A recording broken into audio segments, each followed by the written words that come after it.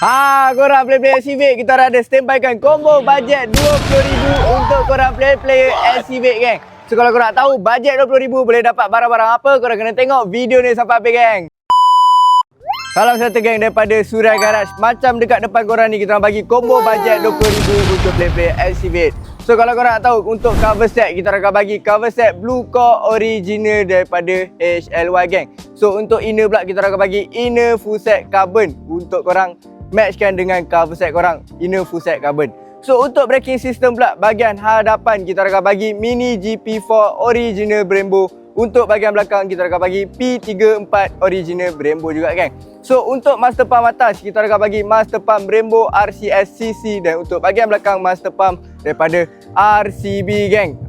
Untuk hose depan dan belakang kita akan bagi daripada Hell Performance original Hell Performance. Dan kita orang add-onkan juga gas tank kecil untuk minyak brake korang original Brembo. Dan kita akan bagi full set bracket depan dan belakang untuk braking system korang, geng.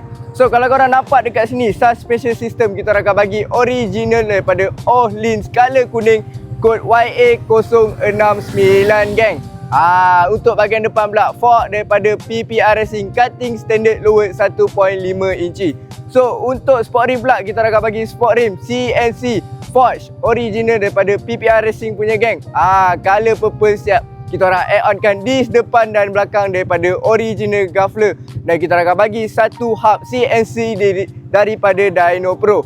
Dan juga tayar depan dan belakang daripada Diablo Rosso saiz 70-90, geng, untuk korang player Civic. So jajan-jajan lain yang macam korang nampak kat sini, kita akan bagi skru GR5 original Vietnam warna purple untuk korang. Dan kita orang add-onkan sprocket one set depan dan belakang daripada RK, geng. So mana korang player Civic yang berminat dengan combo kali ni bajet RM20,000, korang boleh datang dekat Suria Garage.